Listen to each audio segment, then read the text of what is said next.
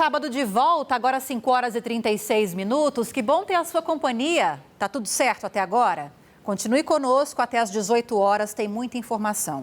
E eu vou seguir falando agora de saúde pública, gente, porque novos casos de mpox estão surgindo aqui no Brasil. E de acordo com o painel do Ministério da Saúde, só em 2026, só esse ano que acabou de começar, foram registrados mais de 40 casos confirmados. Para a gente falar sobre esse assunto e entender como se dá a transmissão dessa doença, nós convidamos a infectologista do Hospital Sírio-Libanês, a doutora Jéssica Ramos, a quem agradeço a participação. Doutora, bem-vinda. Boa tarde. Boa tarde, Lívia. Eu que agradeço o convite. É uma enorme preocupação a gente falar de 40 casos só agora em 2026 ou não é nada alarmante? Eu acho que é sempre importante a gente ter o conhecimento, né, do cenário epidemiológico, a gente não baixar a guarda, as autoridades sanitárias, mas o número ainda é inferior ao de 2025. Isso pode ter duas explicações. Uma é que a notificação ela é tardia, então muitos casos que estão sendo investigados no momento estão dependendo de confirmação laboratorial e a gente só vai ter essa confirmação a posteriori. Então a gente teve nesses 2 primeiros meses de 2025 cerca de 120 casos no nosso país, então a gente pode dizer que a gente está numa situação um pouco mais confortável do que no passado. No entanto, a gente tem muita limitação de diagnóstico, de suspeita. Então, eu acho de fundamental importância que a população saiba que não deixou de acontecer, né? A gente teve um surto muito preocupante em 2022 e 2023. Felizmente, se ampliou o conhecimento, chegaram algumas doses de vacina, a gente tem mais diagnóstico e o número de casos caiu. Mas depois de algumas festividades, agora carnaval prolongado, a gente tem que manter aí um nível de atenção maior. Doutora Jéssica, enquanto a senhora trazia explicações, a gente foi mostrando um dos sintomas mais característicos em imagens aqui para o nosso telespectador, que são as lesões, as erupções na pele. Mas não é o único sintoma, né? Não, e isso é muito complicado porque os sintomas são muito inespecíficos no início. Então, normalmente a pessoa, o paciente acometido, ele tem uma febre, uma dor no corpo, aumento de gânglios, né? As famosas ínguas, são os linfonodos aumentados, que são dolorosos, e na sequência vem o surgimento das lesões características, que nem sempre são identificadas. As pessoas podem confundir com catapora, podem confundir como algumas vezes elas vêm na região genital com outras infecções sexualmente transmissíveis, como sífilis, como herpes, né? Então, a gente tem que ter essa suspeita por algumas características da lesão. Então, é uma lesão normalmente dolorosa, essa é uma característica dela. Ela começa como uma bolinha d'água, que o nome técnico que a gente dá para isso é uma vesícula. Depois, essa vesícula fica amarelada com conteúdo purulento, que é muito parecido com o que acontece com a catapora.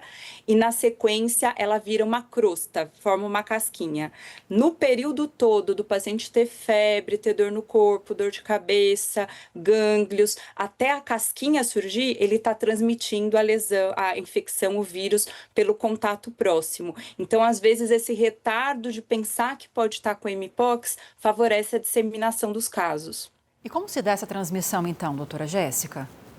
O jeito mais comum, Lívia, de se adquirir mpox é o contato direto com a lesão. Então, é o contato pele a pele. Abraçar uma pessoa, ter relação sexual com uma pessoa acometida ou permanecer longos períodos respirando de forma muito próxima, com 1 metro de distância. Então, eu brinquei, mas é uma preocupação nossa, das autoridades de saúde também, com esse período do carnaval, que as pessoas ficam muito próximas uma da outra, porque o principal jeito de transmitir é o contato pele a pele, a lesão com a pele da pessoa ainda não acometida. Também compartilhamento de roupa, toalha, utensílios. Então, tudo isso pode levar o vírus infectante. E mais raramente de mãe para filho, né? Uma mãe gestante infectada também pode transmitir para o seu bebê.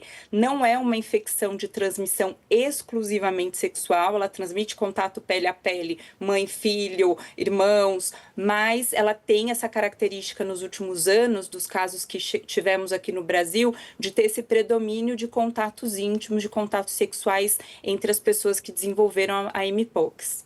E como é o tratamento, doutora? E nesse universo de 40 pessoas que foram diagnosticadas com mpox, agora em 2026 aqui no Brasil, há grupos de risco, há grupos mais específicos nesse montante ou não?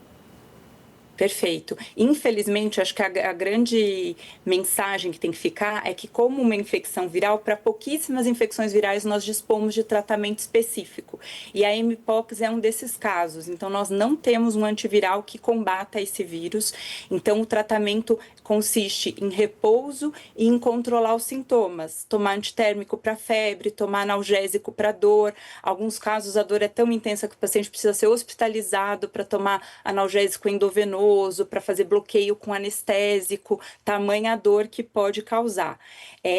Foi-se estudado aqui, inclusive, vários centros de São Paulo, aqui a própria Universidade de São Paulo participou de redes internacionais de pesquisa com uma droga que era muito promissora, mas que infelizmente não se mostrou eficaz, então a gente segue aí sem ter um tratamento disponível, mas felizmente a imensa maioria dos casos são casos leves, autolimitados. Então, desses 40 casos desse ano, nós não tivemos nenhum óbito. Quem que tem que se preocupar mais, quem que é mais vulnerável? Pessoas imunodeprimidas. Então, pessoas que vivem com HIV/AIDS, pessoas que fazem tratamento imunossupressor, quimioterapia, transplantados, são pessoas que têm uma gravidade maior, um potencial de gravidade maior, e foram as pessoas que, infelizmente, vieram a óbito nos anos anteriores. Por isso mesmo é que a nossa estratégia aí de chamar atenção para esses grupos mais vulneráveis, principalmente de homens que fazem sexo com homens, mas também de imunossuprimidos, e chamar atenção para vacinação. Infelizmente, foram pouquíssimas doses de vacinas disponibilizadas para o nosso país. Tinha uma corrida aí no mundo todo e somente um fabricante lá na Escandinávia, mas a gente tem no nosso Programa Nacional de Imunizações para pessoas de maior risco, que são as imunodeprimidas, que são as pessoas que usam PrEP, que são os pacientes que vivem com HIV, a gente tem vacina disponível. Como a gente está falando de uma vacinação que vai prioriza esses grupos de maior preocupação, é preciso falar de uma prevenção para todos. E eu queria que a gente encerrasse a entrevista falando sobre esses cuidados, essas orientações para prevenir a doença, doutora.